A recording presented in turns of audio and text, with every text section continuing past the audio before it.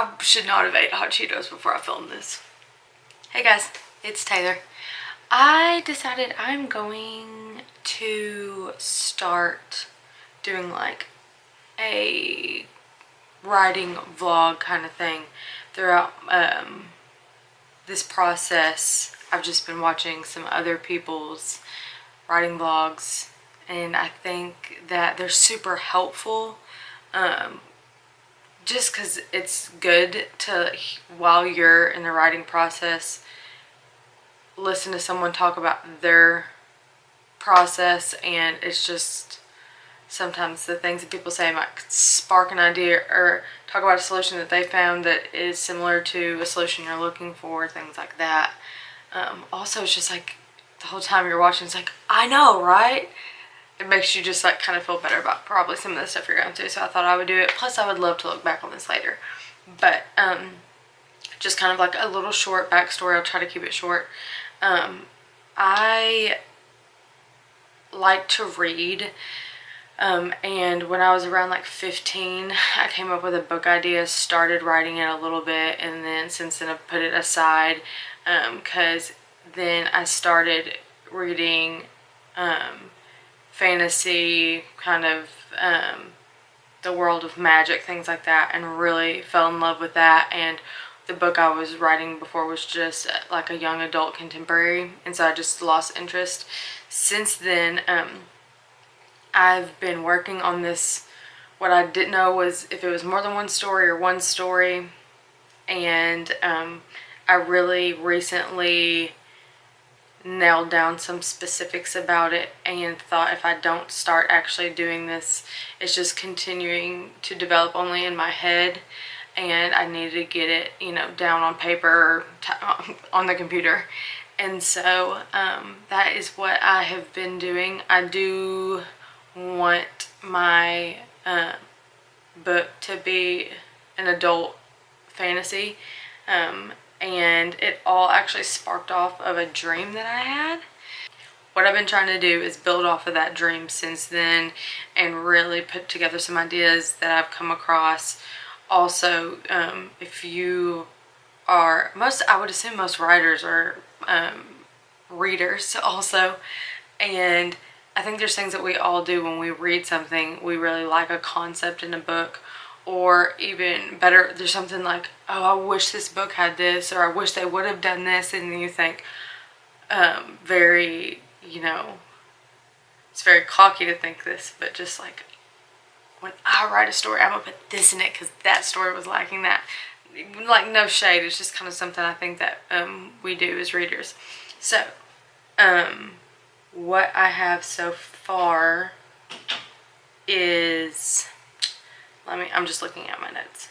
What I have so far is a general plot line for the first book, and I haven't decided if it's going to be a standalone or a 3-part series yet.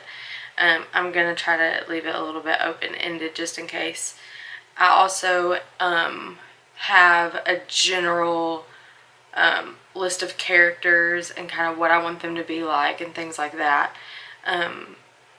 But that might change, I'm not sure, over time. And then the last thing would be the magic. If you are somebody that has read magic, you'll understand this, but definitely if you're trying to write anything with any type of magic that isn't already developed, it is the most difficult part. And most of the writers that I really look up to, that is always their like number one thing. Like Cassandra Clare, her number one thing is like figure your magic out. I think Sarah J Maas is the same way, and it's difficult because like if you make a rule in the very beginning, that could mess up the whole plot line or whatever, because you know there has to be rules, you know. So I'm in the middle of trying to figure that out. It's really hard. I have figured out my main character's name,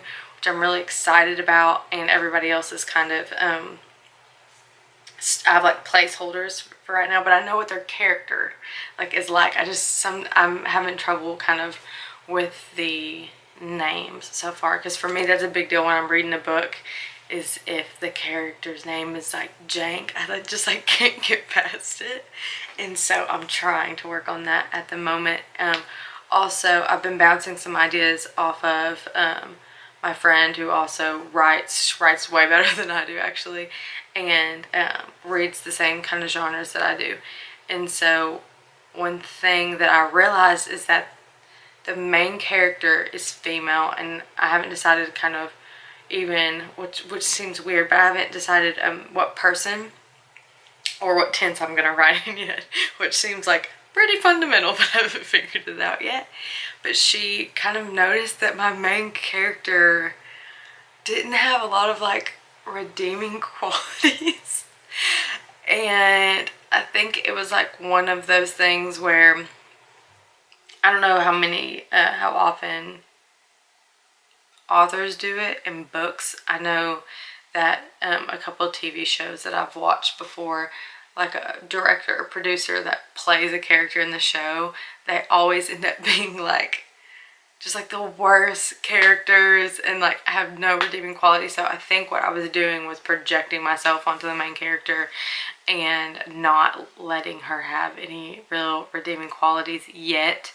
But that's been good for me to be able to bounce things off of her.